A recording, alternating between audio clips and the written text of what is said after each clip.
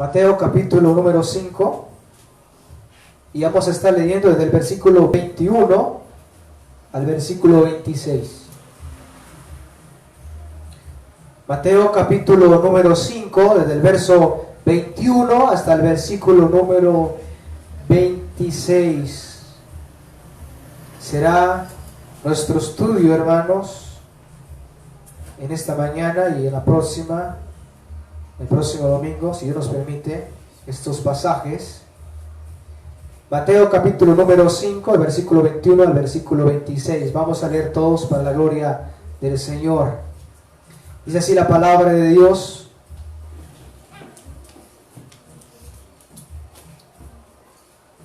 Le he colocado como título a esta enseñanza: el verdadero homicida. El verdadero homicida. Dice así el versículo 21. Oísteis que fue dicho a los antiguos: no matarás, y cualquiera que matare será culpable de juicio. Pero yo os digo que cualquiera que se enoje contra su hermano será culpable de juicio. Y cualquiera que diga necio a su hermano será culpable ante el concilio. Y cualquiera que le diga fatuo quedará expuesto al infierno de fuego. Por tanto, si traes tu ofrenda al altar, y allí te acuerdas de que tu hermano tiene algo contra ti, deja allí tu ofrenda delante del altar y anda, reconcíliate primero con tu hermano, y entonces ven y presenta tu ofrenda. Ponte de acuerdo con tu adversario pronto, entre tanto que estás con él en el camino, no sea que el adversario te entregue al juez, el juez al alguacil, y seas echado en la cárcel. De cierto te digo que no saldrá de allí hasta que pagues el último cuadrante. Soberano Padre, te damos gracias por permitirnos ver tu palabra.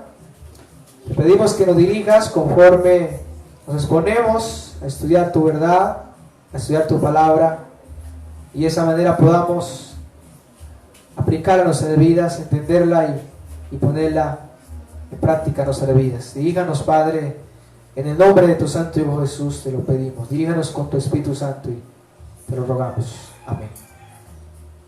Pueden sentarse.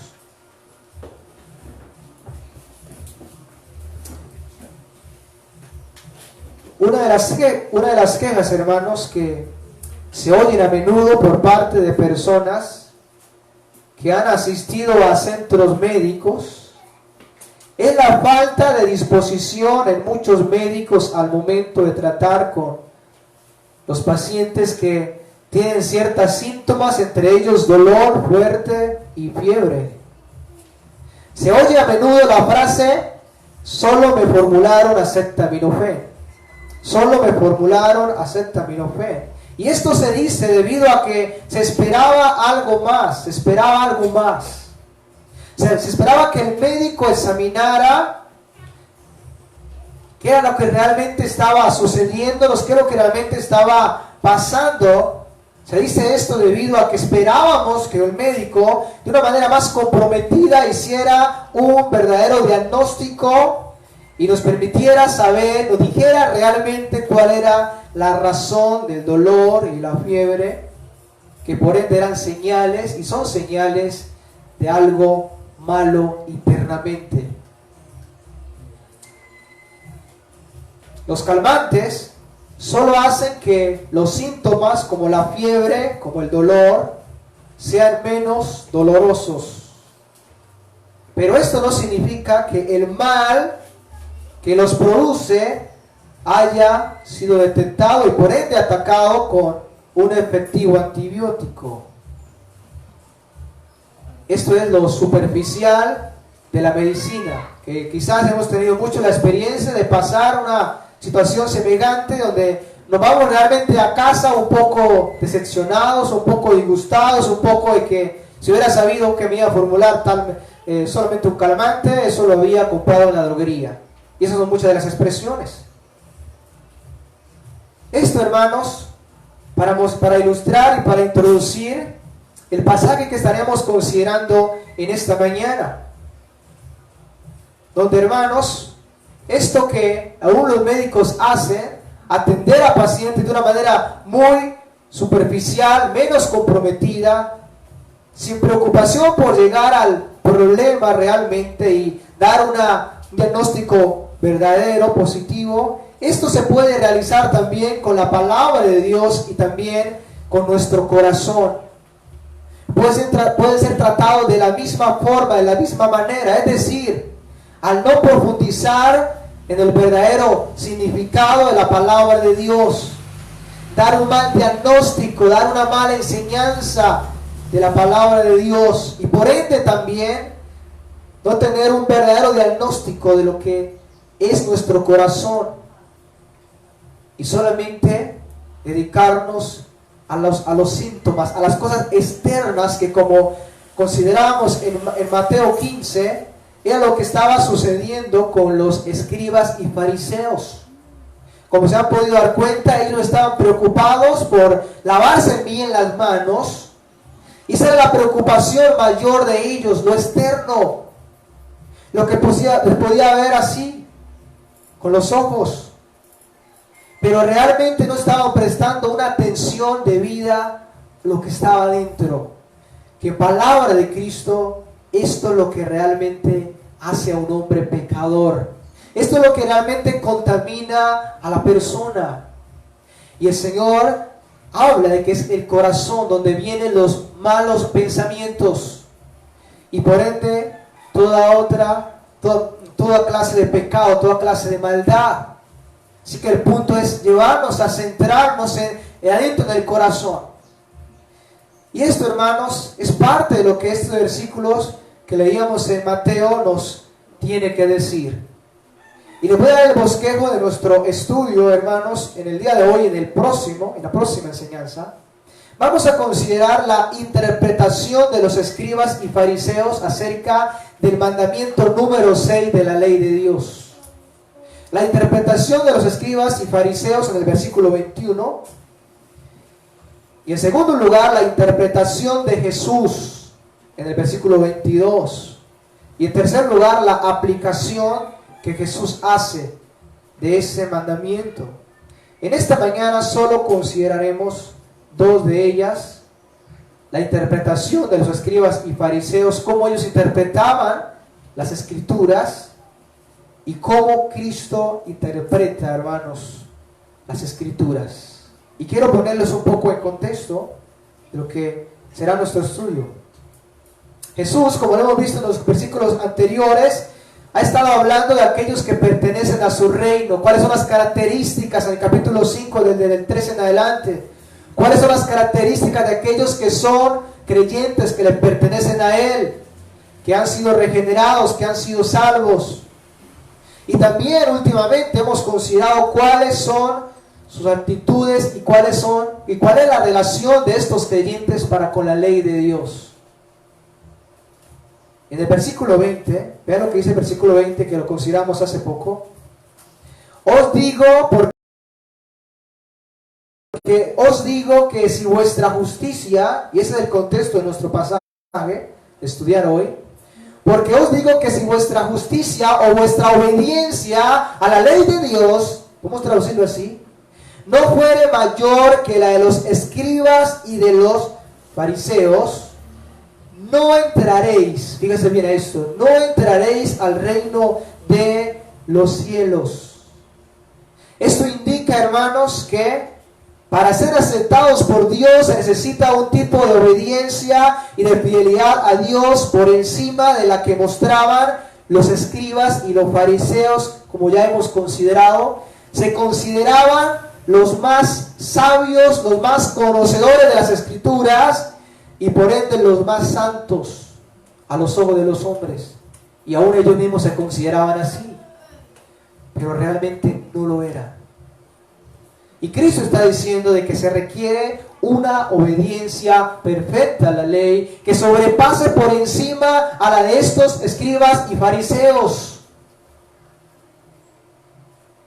Y en el versículo 21 al versículo 48, hermanos, que vamos a estar considerando a lo largo de los meses, el Señor Cristo, el Rey, el Maestro, nos da 6 ilustraciones de lo que Él ha dicho en el versículo 20, de del tipo de justicia que estos escribas y fariseos no tenían y que por ende todos debemos tener.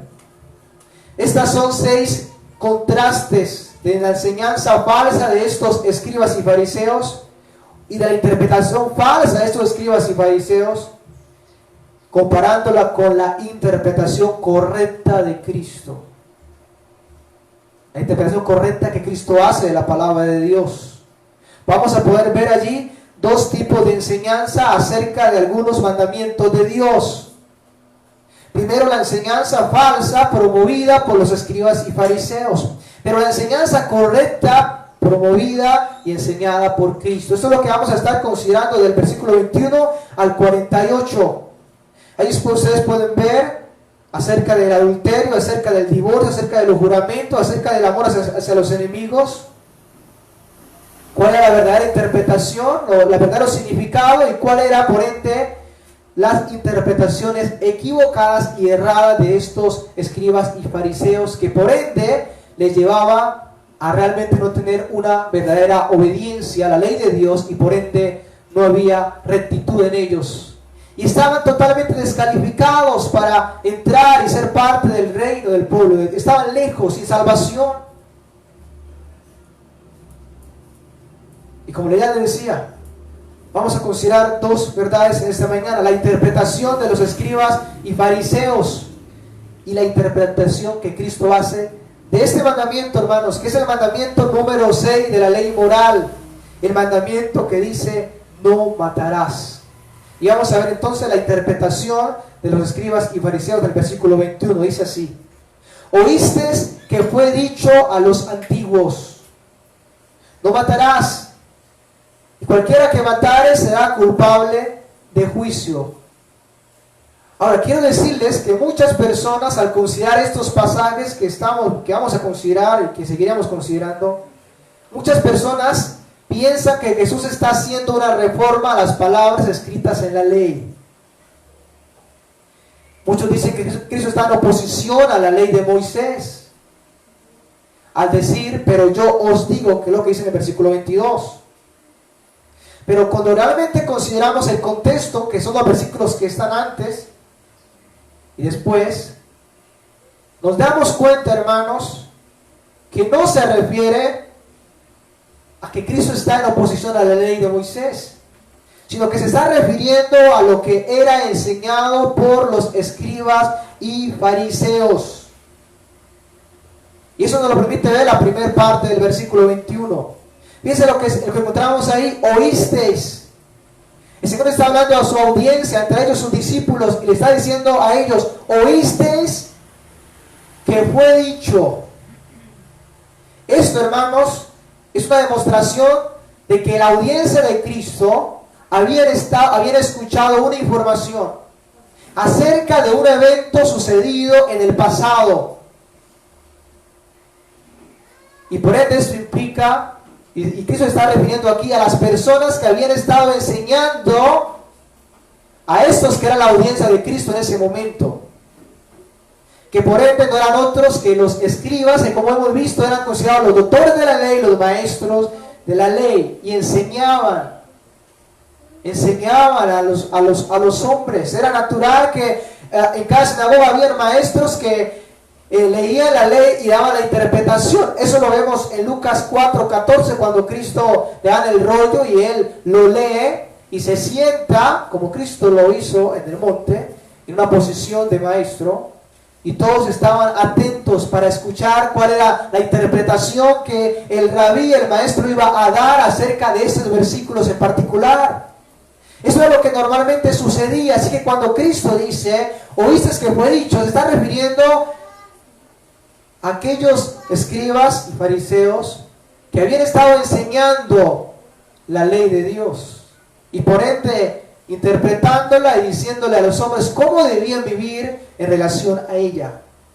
Cristo no ha dicho: oíste que fue escrito y yo les digo hagan esto. Él no está diciendo eso, hermano. Está diciendo oíste que fue dicho, pero ahora yo les digo. En pocas palabras, a ustedes les han enseñado de esta manera, pero esta es la enseñanza correcta.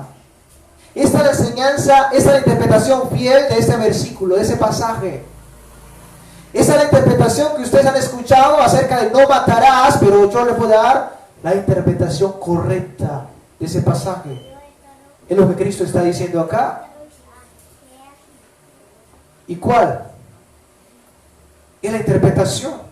Algo muy importante, hermanos, es que la palabra oíste se repite una y otra vez en estos versículos. Vean lo que dice el versículo 21. Oíste que fue dicho al comienzo. Versículo 27. Oíste que fue dicho, no cometerás adulterio. Nuevamente se repite la palabra. En el 31 se repite, también fue dicho. En el 33, además habéis oído que fue dicho. En el 38, oíste que fue dicho. Y en el 43, también otra vez la misma palabra, oíste que fue dicho. Esto para referirse Cristo a los que habían estado enseñándoles, a la audiencia a la cual Cristo estaba enseñando. Y veamos entonces qué era lo que estos habían estado enseñando, los intérpretes de la ley, los escribas y fariseos. Vean lo que dice el versículo 21 nuevamente. Oíste que fue dicho, no matarás, y cualquiera que matare será culpable de juicio. Esto era lo que enseñaban estas personas, los fariseos y los escribas. La pregunta es, ¿era esto falso o era esto verdadero? ¿Estaba escrito de esa manera o no estaba escrito de esa manera? La respuesta, hermanos, es que así estaba escrito. Eso lo vemos allá en Éxodo capítulo 20, vayan conmigo allí, para que confirmemos que por ende ellos citaban la Biblia, ellos citaban las Escrituras. Y vamos a considerar lo que dice Éxodo 20:13, que por ende este era el mandato que está siendo citado allí, que la audiencia de Cristo había estado recibiendo. Yo sé que todos lo hemos leído, este es el decálogo, los 10 mandamientos, la ley moral, que todos, por ende la mayoría no lo sabemos. Y encontramos en el versículo 13, no matarás. Ahí está. Ellos citaban sí la Escritura. Y dice, no matarás. Y cualquiera que matare será culpable de juicio. Es decir, aquella persona que matare a otro tendría culpabilidad y tendría que ir a juicio. Esto por ende, el ser llevados a juicio, era algo que también estaba escrito. Eso lo pueden ver ustedes ahí en Números 35, más adelante. Números 35 encontramos ya en Éxodo 20:13 el mandamiento no matarás. Y en Números capítulo 35 versículo número 12 encontramos que debía haber un juicio para la persona que mataba a otra, le quitaba la vida. Números 35 versículo número 12. Aquí está hablando Moisés de parte de Dios que debían tener en el territorio unas ciudades conocidas como ciudades de refugio, a donde el homicida tendría que ir a esconderse allí si mataba a otra persona, y debía ser juzgada a ver si era inocente o a ver si era culpable. Dice el versículo número 12, 35:12 de Números. Y os serán aquellas ciudades para refugiar. Veamos el versículo número 10. Habla a los hijos de Israel y diles: cuando hayáis pasado del otro lado del Jordán, en la tierra de Canaán, os señalaréis ciudades de refugio tendréis, donde huya el homicida que hiriere a alguno de muerte sin intención. Y os serán aquellas ciudades para refugiarse del vengador, y no morirá el homicida hasta que entre en ¿qué? En el juicio, hasta que entre en el juicio delante de la congregación. Y por ende esto que los rabinos y los intérpretes de la ley citaban era algo que estaba escrito. Ellos decían no matarás, y estaba escrito, no, estaba escrito. Ellos decían cualquiera que matare va a ser culpable del juicio, va a tener que comparecer ante la corte. Y por ende esto es lo que encontramos acá en el versículo 12. Había ciudades de refugio donde los homicidas tendrían que ir a esconderse allí, y se iba a hacer un juicio donde se iba a probar tanto la inocencia de ellos o la culpabilidad. Y había un dictamen allí. Números 35:16. Veamos el juicio acá. Dice en el versículo 16: si con instrumento de hierro, eso es parte del juicio que debía hacer la congregación, aquel que había cometido un homicidio. Si con instrumento de hierro lo hiriere y muriere, homicida es. ¿El homicida qué? Morirá. Esta es la sentencia. El homicida morirá. Con intención lo hizo, versículo 17. Y si con piedra en la mano que pudiere dar muerte lo hiriere y muriere, homicida es. El homicida morirá. Y si con instrumento de palo en la mano que pueda dar muerte lo hiriere y muriere, homicida es. El homicida morirá. El vengador de la sangre, 19, él dará muerte al homicida, cuando lo encontrare, él lo matará. Versículo 20, y si por odio lo empujó o echó sobre él alguna cosa por acechanza y muere, o por enemistad lo hirió y con su mano murió, el heridor morirá, es homicida. El vengador de la sangre matará al homicida cuando le encontrare. Mas si casualmente lo empujó, esta es la parte del juicio que se debe llevar a cabo contra el homicida. Mas si casualmente lo empujó sin enemistad, o echó sobre él cualquier instrumento sin acechanza, o bien sin verlo hizo caer sobre él alguna piedra que pudo matarlo, y muriere, y él no era su enemigo, ni procuraba su mal, entonces la congregación, nuevamente la palabra y congregación, que eran los que juzgaban, entonces la congregación juzgará entre el que causó la muerte y el vengador de la sangre conforme a estas leyes. Y la congregación librará al homicida de la mano del vengador de la sangre, por ende será inocente. Y la congregación lo hará volver a su ciudad de refugio, a la cual se había refugiado, y morará en ella hasta que muera el sumo sacerdote, el cual fue ungido con el aceite santo. Mas si él es homicida, mas si el homicida saliere fuera de los límites de su ciudad de refugio en la cual se refugió, y el vengador de la sangre lo hallare fuera del límite de la ciudad de su refugio, el vengador de la sangre matará al homicida, no se le culpará por ello, pues en su ciudad de refugio debería habitar aquel hasta que muera el sumo sacerdote, y después que haya muerto el sumo sacerdote, el homicida volverá a la tierra de su posesión. Esto para mostrar, hermanos, que era algo bíblico el mandamiento de no matarás, y que había un juicio. Aquel que matara debía comparecer a un tribunal, a un conjunto de personas que estaban reunidas para averiguar si esta persona era culpable, inocente, tenía intenciones de matar o no tenía intenciones de matar. Y de acuerdo, hermanos, a la culpabilidad o a la inocencia, había una pena. Si era culpable, tenía motivaciones de matar, por ende, moriría. Pero si no, debía refugiarse en aquella ciudad y debía habitar ahí hasta que el sumo sacerdote muriera, y después podría regresar a su casa. Hasta este punto, hermanos, vemos que la enseñanza que estos escribas y fariseos daban se fundamentaban en la ley de Dios. El mandato de no matarás es obvio que lo encontramos en la Biblia, y que debería haber un juicio, lo encontramos ahí también.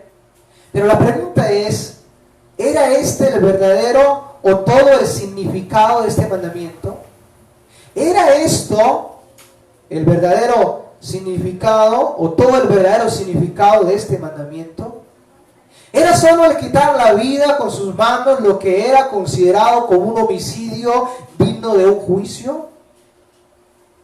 ¿En qué estaban errados los escribas y los fariseos con respecto a su enseñanza y aplicación? ¿Cuál es el problema? Si es que estamos mirando que todo está escrito. ¿Cuál era el problema en la enseñanza de estos y en la aplicación de este mandamiento? Y esto, hermanos, no nos damos cuenta hasta cuando consideramos lo que Cristo Jesús dice al respecto. No nos damos cuenta del error de los escribas y fariseos hasta que escuchamos la interpretación y la enseñanza que Cristo da de acuerdo al mandamiento número 6 de no matarás. Y esto nos lleva al segundo punto de esta mañana, la interpretación de Jesús, que nos va a permitir, hermanos, conocer la mala interpretación y aplicación que hacían estos escribas y fariseos del mandamiento número 6 de no matarás. Ellos consideraban que matar era quitar la vida a una persona y ir a un juicio. Eso era todo. Pero ahora Cristo nos va a enseñar algo muy importante. Y por ende tiene cierta oposición a lo que ellos les enseñaban. Veamos la interpretación de Jesús en el versículo 22. Pero yo os digo, la palabra pero, hermanos, ahí expresa una contraposición o oposición de ideas. Es decir, que lo que Cristo va a decir tiene cierta oposición a la enseñanza que estos escribas y fariseos estaban dando acerca de este mandamiento número 6. Muestra que lo que Cristo va a decir tiene una oposición a la enseñanza, al concepto de lo que los fariseos tenían acerca de la ley en el versículo 21.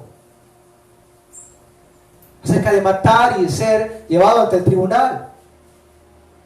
Como el significado único del mandamiento, no matarás. Y ahí lo seguimos en el versículo 22. Pero yo os digo, la palabra ahí, yo os digo, está por ende identificando a Jesucristo, al Rey, el que tiene toda autoridad y el que va a declarar, Él va a decir algo al respecto. Y debemos prestar atención a lo que Él va a decir. Esta declaración por ende va a oponerse a lo que los escribas y fariseos enseñaban. Se va a oponer.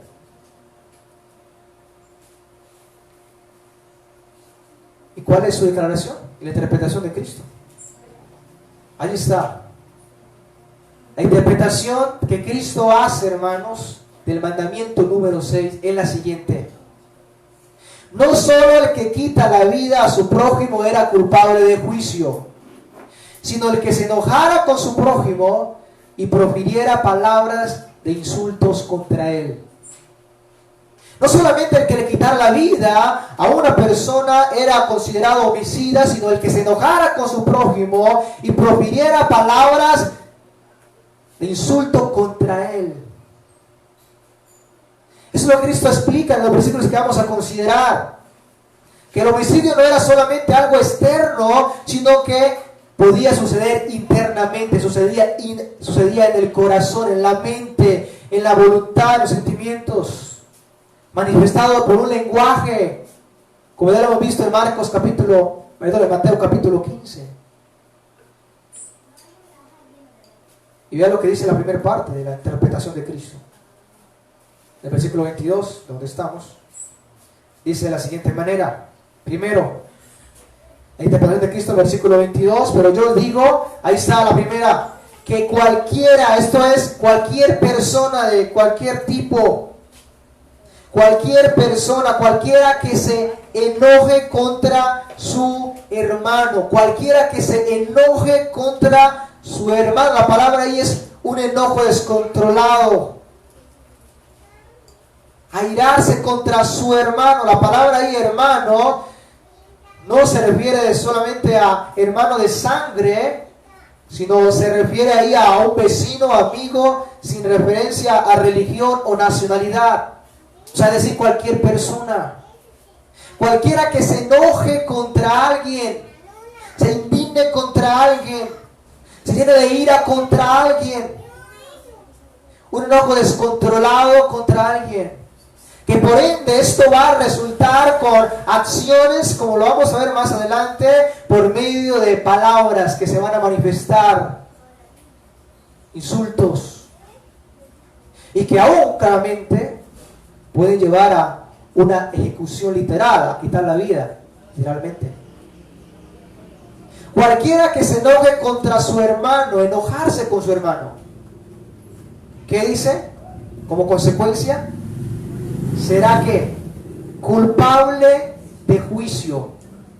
¿Qué dicen los escribas y fariseos? Bueno, el que matare, literalmente el que da la vida a una persona, sería culpable de juicio.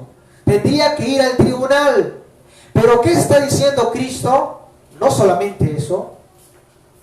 El que se enoje contra su hermano ya debe ir al tribunal.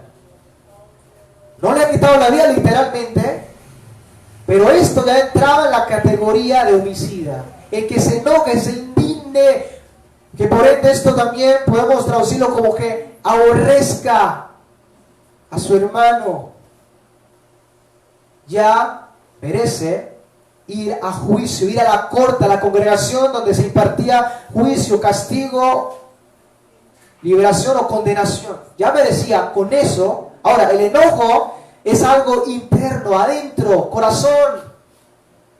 No tiene que ver con algo externo, algo que sucede adentro. Yo sé que todos aquí sabemos qué es el enojo. Hemos sentido indignación.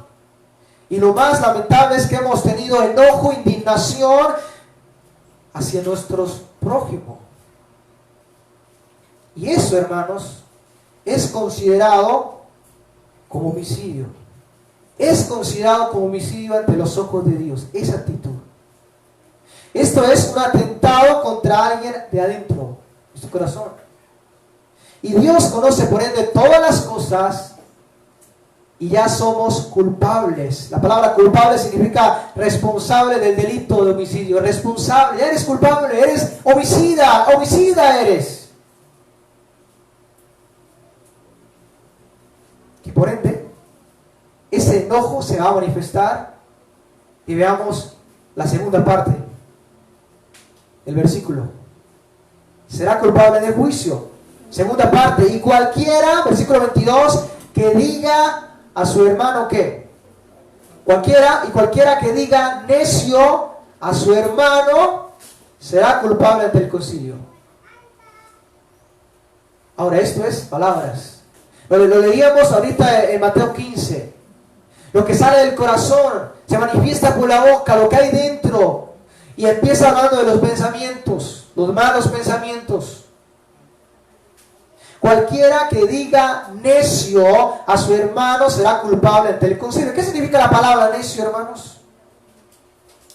Esa palabra diga necio es hable de él o lo llame de esa manera, aún de una manera continua también. Necio significa, viene de una palabra de origen caldeo, raka, que significa vacío, indigno. Eso es un término de insulto.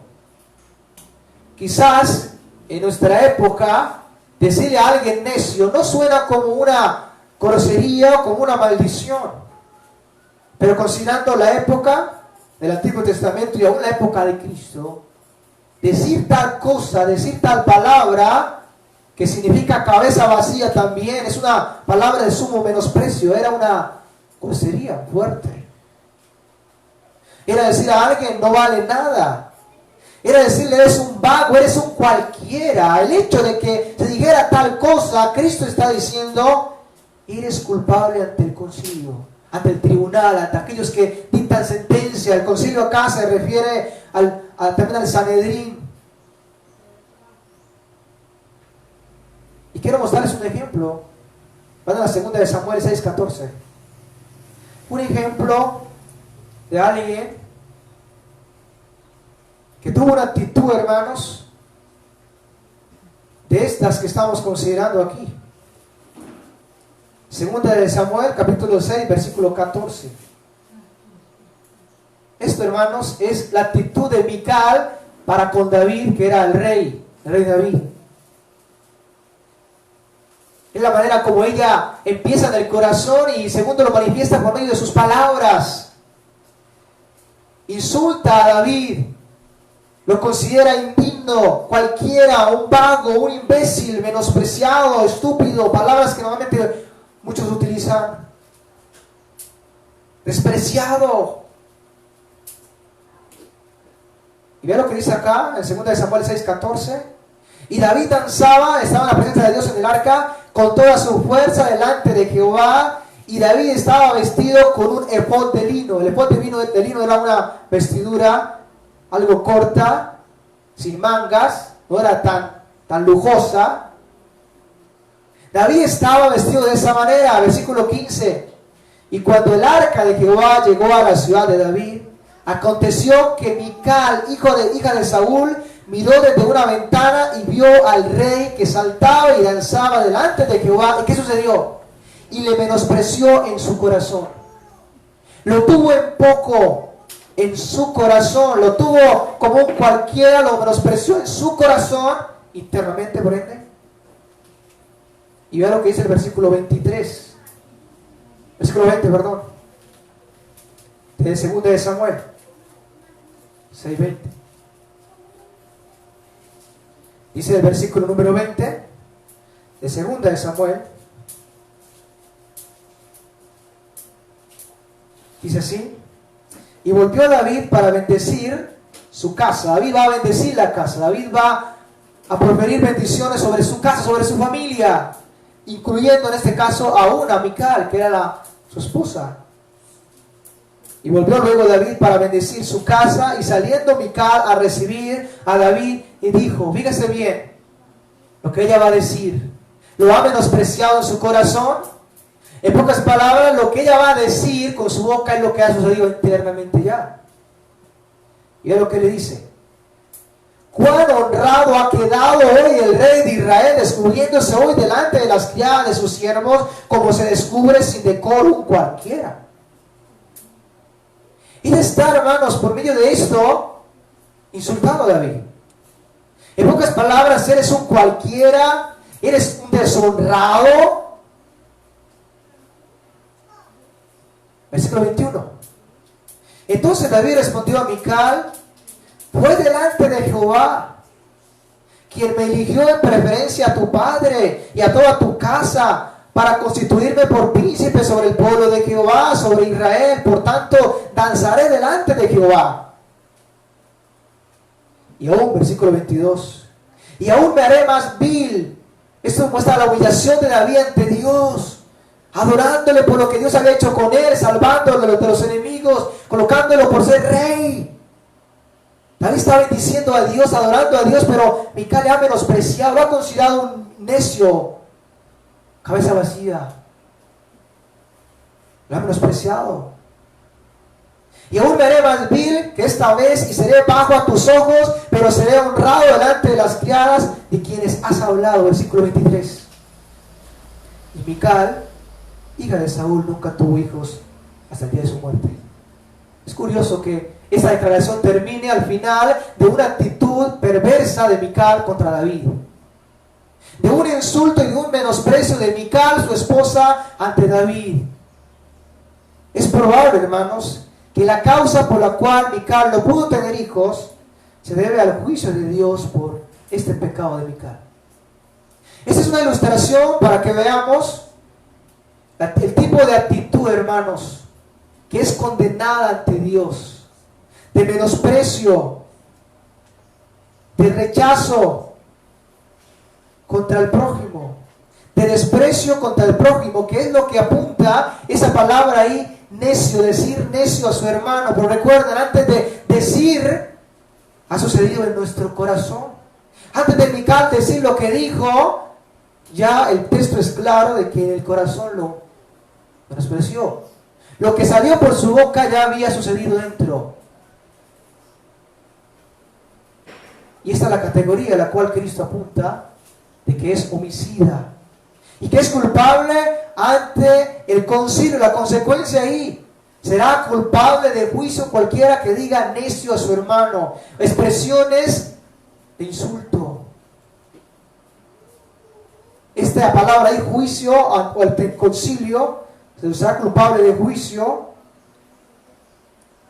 El concilio apunta al consejo del Sanedrín que había en la época de Cristo, que fue por ende el que condenó a Jesús a la muerte. Eso lo encontramos en Mateo, al final de Mateo. Quienes son los que llevan y dicen: él debe morir. Los que sentencian y juzgan a Cristo también. Pero ahora veamos, hermanos, la tercera parte de este versículo. Hemos visto cualquiera que se enoje, que empieza hablándonos del corazón, enojo contra su hermano, indignación contra su hermano, que por ende se va a empezar a manifestar por medio de lo que se va a decir, lo que se va a declarar. Algo muy importante aquí es que la palabra necio y la palabra que vamos a ver más adelante aparece en mayúscula, es decir, que ese es el nombre que se le ha dado a esa persona. Así se considera como tal. Así es como tal, así se considera que es generalmente esa persona. El nombre de alguien demuestra lo que es la persona. Así es usted, así es. Ese es su carácter todo. Parte número 3 del capítulo número 5 de Mateo, versículo ahora 22. Y cualquiera, lo que sigue, que le diga fatuo, o que le diga a su hermano que fatuo, quedará expuesto al infierno de qué? Quedará expuesto al infierno de fuego. Por ende, hermanos, es un juicio mucho más fuerte. La palabra fatuo se traduce como aburrido, se le puede traducir como insensato, cabeciduro, ignorante. Y este término, hermanos, significa de que son expresiones mucho más severas, mucho más perversas que las anteriores. Esto podemos traducirlo así, como un insulto mucho más fuerte. O sea, hay insultos que tienen cierto nivel de profundidad, de categoría. Pero hermano, el término fatuo en aquel entonces era, hermanos, por así decirlo, la grosería más terrible que se podía decir contra alguien. Traduciéndolo aquí a nuestro tiempo, a la grosería más mala, más perversa que exista. Eso, fatuo. Por ende, hermanos, Cristo manifiesta de que merece un juicio totalmente distinto a los anteriores. Ya no merece ir ante el concilio, ante los hombres que van a dictar si eres culpable o inocente y le pueden dar la muerte, según el contexto de la ley, cuando Dios dio la ley a Moisés. Sino ahora está hablando de un juicio mucho más severo, que no solamente tiene que ver con la muerte física, que era el punto final para el homicida, como lo hemos visto, sino que tiene que ver con el destino de su alma, de su cuerpo también, de su cuerpo y de su alma. Consecuencia, quedará expuesto al infierno de fuego, quedará expuesto, culpable o es reo de enfrentar el juicio de fuego, infierno de fuego. La palabra infierno ahí, la palabra ajena, que se traduce como el valle de Hinón. Este era un lugar cerca de Jerusalén, cerca del monte de Jerusalén, un lugar donde antiguamente los israelitas sacrificaron a sus hijos al dios Moloch, según Primera de Reyes 23:10. Era un lugar, hermanos, donde se quemaba basura y desperdicios y ardía constantemente. O sea, era un lugar donde se colocaban todos escombros, basura, y por ende casi todo el tiempo era encendido allí, había fuego allí. Esto como una ilustración, hermanos, del lugar del eterno castigo, el infierno, que lo encontramos ahí en Mateo 5:22. Quedará expuesto al infierno, al lugar de castigo, de dolor, donde el fuego nunca se apaga. Esto es lo que termina Jesús diciendo acerca del homicidio. Es decir, que el homicida no solamente es aquel que quita la vida literalmente a una persona. Hay homicidas de corazón que odian, que se enojan contra su hermano y profieren palabras de insulto, palabras de menosprecio, palabras duras. Esa es la consecuencia que Cristo dice acá. Se refiere al castigo de fuego, al eterno castigo de fuego mencionado en la Biblia, para los pecadores que no se arrepintieron y continuaron viviendo de esa manera, hermanos. Y así estaban viviendo los escribas y fariseos, de esa manera. Al pensar que solamente el homicidio era quitar la vida a su prójimo y iba al juicio, y no pensar en lo que pasaba dentro de ellos, que por ende esto implica de que eran homicidas de corazón, enojo contra los demás. Eso lo vemos ilustrado en cómo ellos persiguen y aborrecen a Cristo. Esa es la consecuencia. En Apocalipsis 21:8, hablando del castigo eterno, vea lo que dice Apocalipsis 21:8, se lo leo. Pero los cobardes e incrédulos, los abominables y homicidas, los fornicarios, hechiceros y los idólatras y todos los mentirosos tendrán su parte en el lago que arde con fuego y azufre, que es la muerte segunda, cuerpo y alma. Hermanos, eso se conecta con lo que Jesús ha dicho: teman a aquel que puede no solamente matar el cuerpo, sino destruir el alma y el cuerpo en el infierno. Lo que Jesús está diciendo es, en conclusión, hermanos, que el mandato no matar cubre no solamente el quitar la vida a una persona, sino el tener una actitud de odio, de enojo hacia una persona, que por ende se manifiesta por medio de palabras de maldición, de palabras perversas. Esto significa, hermanos, que realmente estos escribas y fariseos eran homicidas. ¿Por qué? Porque ignoraban, hermanos, lo que abarcaba ese mandamiento de no matarás. Y estaban solamente ocupados en la parte externa. No soy homicida porque no he matado a nadie. Eso es lo que normalmente escuchamos de muchos y hemos pensado también nosotros. Pero si eres homicida, si te has enojado contra tu hermano, contra tu vecino, y si has dicho palabras de maldición contra él, eres homicida. Solo que no lo sabías, pero eres homicida, es lo que Cristo está diciendo, y por ende mereces juicio. Estás en condenación, en pecado. Vas rumbo al infierno en su condición en la cual estás. Debes arrepentirte. Y al esto solamente preocuparse por lo externo, estaba ignorando lo interior, su corazón, sus motivaciones, sus pensamientos. ¿Cuántos pensamientos de homicidio habían tenido? ¿Cuántos deseos de ver a Jesucristo muerto tenía? Pregúntese eso, eso lo encontramos en Juan 5. Jesús les dice que ellos quebrantaban la ley porque procuraban matarlo a él. Porque procuraban matarlo a él. Porque se habían enojado contra él, porque él había sanado en día sábado. Y porque él dijo que era hijo de Dios, igual a Dios. Y los confronta y le dice: ustedes han quebrantado la ley. Moisés dio la ley, pero ustedes la han quebrantado. Porque procuran matarme, desean matarme. No lo han hecho literalmente, pero ya ustedes la han quebrantado porque me odian, porque me aborrecen.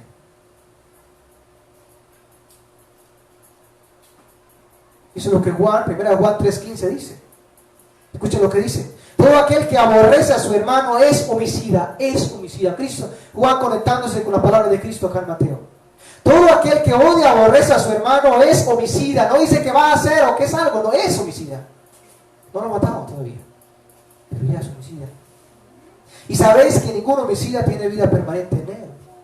Ahora, esta verdad que el Señor estaba predicando no era algo nuevo. Ya estaba en el Antiguo Testamento. Vaya conmigo rápidamente al Levítico 19:16. Aún ya se hablaba de esto, hermanos, en Levíticos 19:16.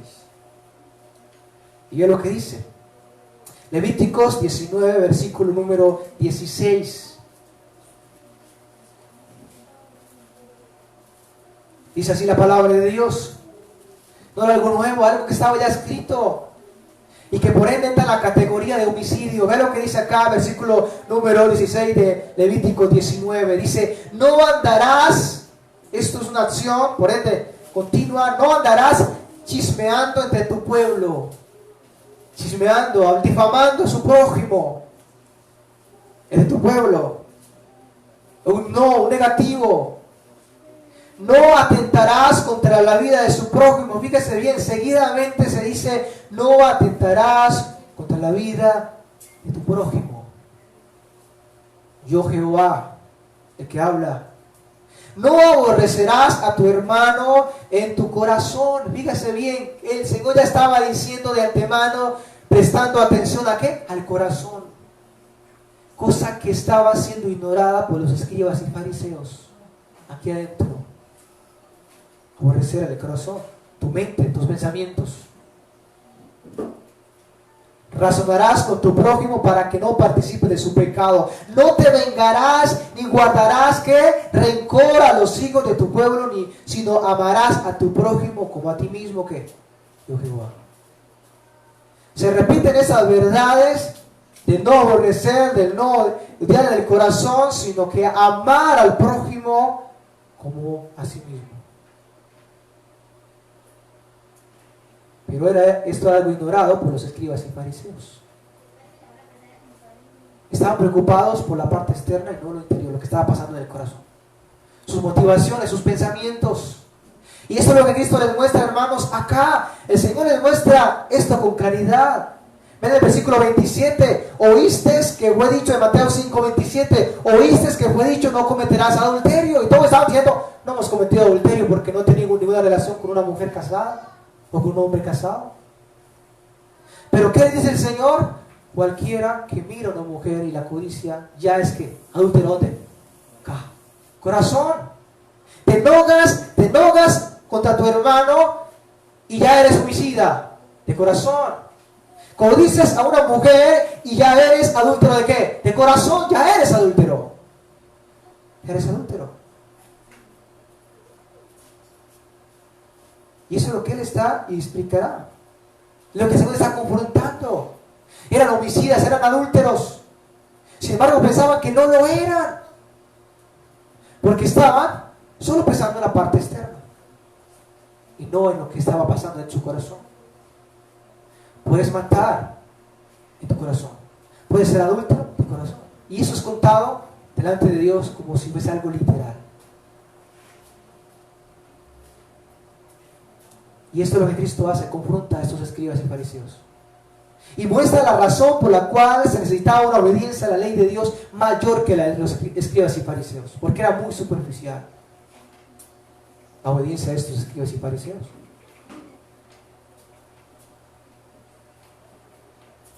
Quiero llevarles a unas aplicaciones y terminamos ahí. Una aplicación número 1, debemos abandonar el pecado de matar. Debemos abandonar el pecado de homicidio, hermanos. Vayan conmigo a Efesios 5:3. Efesios capítulo 5, versículo número 3. Un pecado que abandonar, el pecado del homicidio, hermanos. Que podemos nosotros estar cometiéndolo y pensamos que no somos homicidas. Y ahora lo que le sucedió a estos escribas y fariseos nos puede estar sucediendo exactamente a nosotros. Que estamos preocupados por la parte externa solamente, el que no es que no mataba a nadie. Pero si evaluamos estas verdades que Cristo nos da, podremos decir, oye, sí he matado. No he matado las manos de sangre, pero sí soy homicida. Y ve lo que dice el versículo de Efesios 5:3. Recuerden, la palabra fato y necio son expresiones de insulto. De insulto. Palabras perversas contra nuestro prójimo. Llamarlos así, de esa manera. Y es lo que dice el versículo 3. Pero fornicación y toda inmundicia o avaricia ni aun se nombre entre vosotros como conviene a santos, ni palabras que deshonestas. Y estas son las palabras de las cuales también Cristo estaba hablando, hermanos. Ni necedades, ni traunerías que no convienen, sino antes bien acción de gracias. No haya fornicación, no haya palabras deshonestas, esas palabras que por ende son las que Cristo estaba hablando en Mateo. Contra su prójimo, necio. Hermanos, considerando como aplicación a este punto, hermanos, hay una lista de insultos que normalmente se llevan a cabo en nuestro contexto, en nuestro lugar. De comparaciones. ¿Saben, hermanos? Hay personas que son llamadas, hay muchos que llaman a otros o los comparan con estiércol. Así, literalmente, hermanos.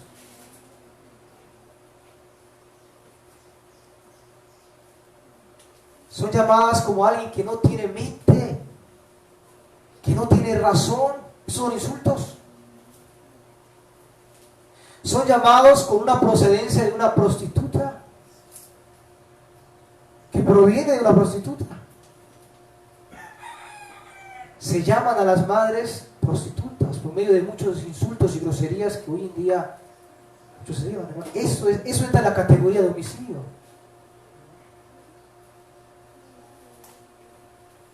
Se habla de que tuvo problemas de nacimiento, algo por ende falso.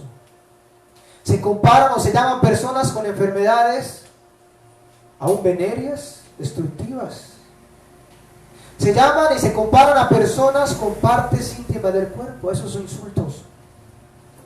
Esto entra en la categoría de lo que hemos estado considerando, homicidio. Hay comparaciones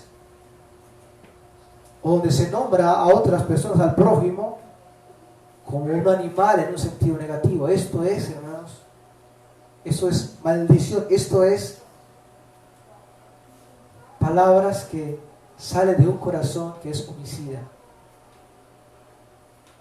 debido a la actitud. Esa es la razón por la cual el proverbio dice que hay palabras que son como golpes de espada, que hieren y que destruyen. Se comparan a palabras, a dichos, a expresiones nuestras del hombre, que son como golpe de espada. La espada sirve para matar, y un golpe no es una tocada, es con un propósito de destruir, de matar, diciendo de que hay palabras que son homicidas. En Colosenses 3:5 se los leo, dice así: haced morir pues lo terrenal en vosotros, fornicación, impureza, pasiones desordenadas, malos deseos y avaricia, que es idolatría, cosas por las cuales la ira de Dios viene sobre los hijos de desobediencia, en las cuales vosotros anduvisteis en otro tiempo cuando vivíais en ellas. Pero ahora dejad mandamiento, dejad también vosotros todas estas cosas: ira, enojo, malicia, blasfemia, que indican palabras, y dice palabras deshonestas de vuestra boca. Cualquier vocabulario que sea corrompido, el Señor dice dejadlo. En segundo lugar, debemos hablar lo que es puro y de bendición. Debemos hablar lo que es puro y de bendición. Efesios 4:29 se lo leo, dice: ninguna palabra corrompida salga de vuestra boca, sino la que sea buena para la necesaria edificación, a fin de dar gracia a los oyentes. Ninguna palabra corrompida salga de vuestra boca. Por ende, para eso se requiere que haya habido regeneración en ti, un cambio de mente, de voluntad, para que por ende ya no fabrique como tal maldad. Primera de Pedro 3:8: finalmente, sed todos de un mismo sentir, compasivos, amándoos fraternalmente, misericordiosos, amigables, no devolviendo mal por mal, ni maldición por maldición. Cuando alguien nos maldice, está cometiendo un homicidio. Pero cuando tú actúas de la misma forma, estás también colocándote en la misma posición, homicida. Sino por el contrario, bendiciendo, sabiendo que fuiste llamados para que le haces bendiciones. Se nos ha llamado a bendecir a los que nos persiguen, a orar por los que nos ultrajan, por los que nos aborrecen, mas nunca actuar de la misma forma. ¿Por qué seremos homicidas entonces? El que quiera amar la vida y ver días buenos, refrene su lengua del mal y sus labios no hablen engaño. Apártese del mal, haga el bien, busca la paz y siga. Debemos entonces abandonar el pecado del homicidio. Y debemos hablar lo que es puro y de bendición. En tercer lugar, debemos seguir el ejemplo de Cristo. Primera de Pedro 2:21 dice así, escuchen lo que dice: para estos fuiste llamados, porque también Cristo padeció por nosotros, dejándonos ejemplo para que sigáis sus pisadas, el cual no hizo pecado ni salió engaño en su boca, que cuando le maldecían, insultaban, no respondía ¿con qué? Con maldición. Cuando padecía no amenazaba, sino que encomendaba la causa que juzga ¿qué? Justamente, dejándonos ejemplo para que sigáis sus pisadas. Y una de las actitudes de él fue que no respondió con maldición. Insultó a sus opositores, a los que hicieron el mal, les hacían mal. Pero mucho menos nosotros, hermanos.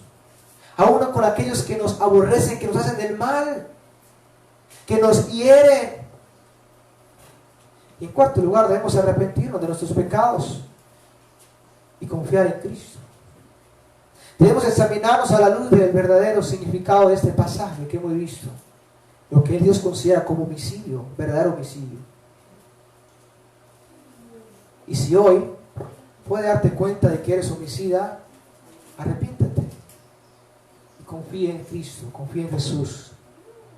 Solo por medio de Él somos perdonados, hay perdón.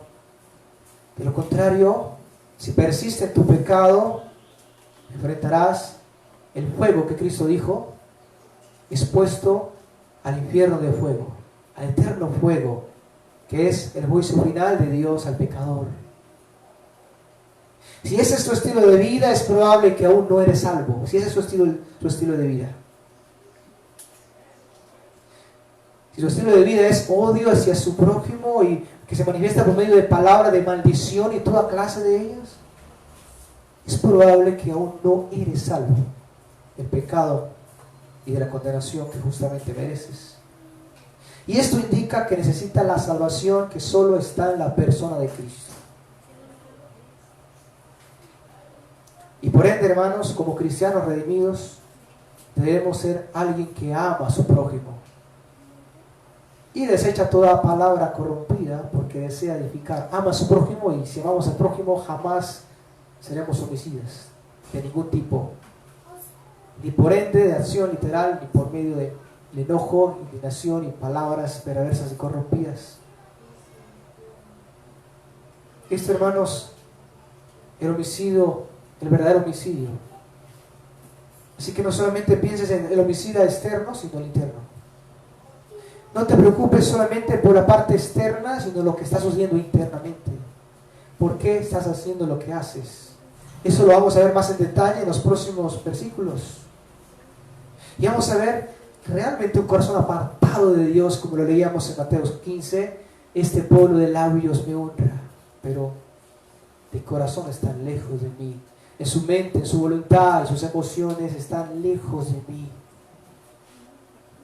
Esto eran los escribas y fariseos, por eso excluidos estaban del reino de Dios, separados de ser el pueblo de Dios realmente, aunque pensaban que estaban bien. Porque no prestaron atención a lo más importante, a lo que realmente hacía al hombre contaminado y merecedor del castigo y separado de Dios. Y eso lo vemos, hermanos, en muchas aún iglesias que están ocupados y preocupados solamente por la parte externa. Porque me ven un buen vestido, largo quizás, pero no están pensando en lo que está sucediendo adentro. Aún, ¿por qué te vistes como te vistes? ¿Cuál es la razón? ¿Por qué lo haces? ¿Para ganarte el cielo? ¿Por eso? Si esa es la razón, para ser vistos y alabados por los hombres, esos son los fariseos y los saduceos y los escribas. ¿Por qué estaban orando a aquellos? ¿Porque amaban a Dios? No, ellos querían ser vistos por los hombres y ser alabados por los hombres.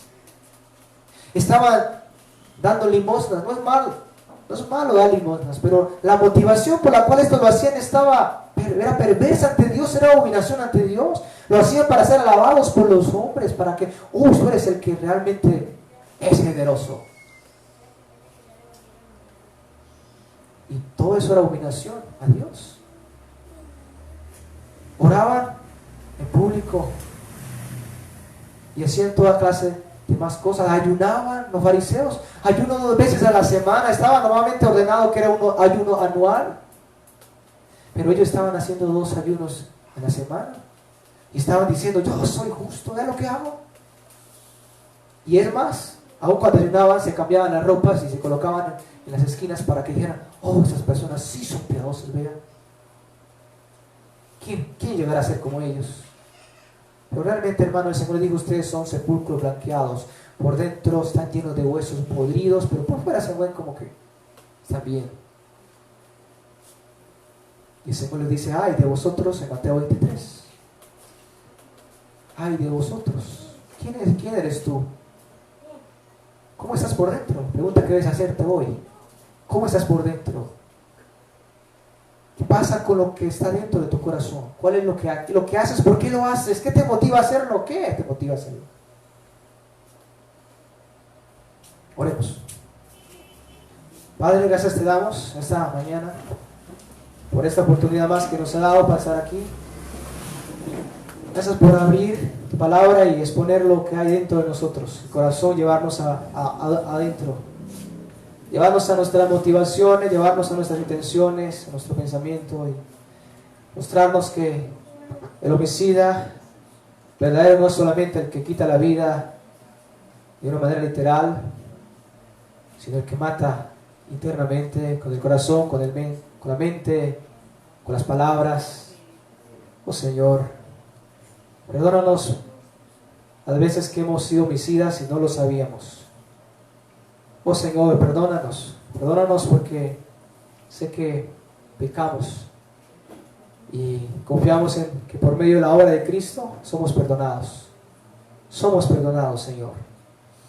Permita, Señor, que podamos ver más nuestro corazón, ver más nuestra parte interior, y no solamente la parte externa como la prioridad. Oh Señor, ayúdanos. Guárdanos de toda hipocresía, guárdanos de todo engaño, guárdanos de pensar que estamos bien cuando no lo somos, porque hemos tenido un poco tu palabra, la estudiamos de una manera superficial, la aplicamos de una manera superficial, Señor. Así que ayúdanos, Señor, y permita que seamos convencidos de pecado por medio de tu Espíritu Santo. Y si alguien aquí se identifica con esto como su estilo de vida, debe saber que está muerto en delitos y pecados aún, pero que hay esperanza en ti, amado Cristo.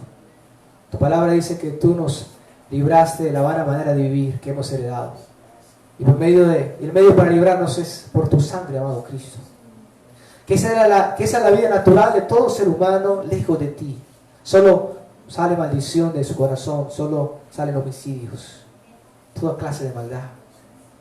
Pero tú has venido precisamente, Señor, para pagar la deuda que ya merecemos por haber pecado y quebrantado tu ley, por los homicidas que hemos sido y merecemos la muerte.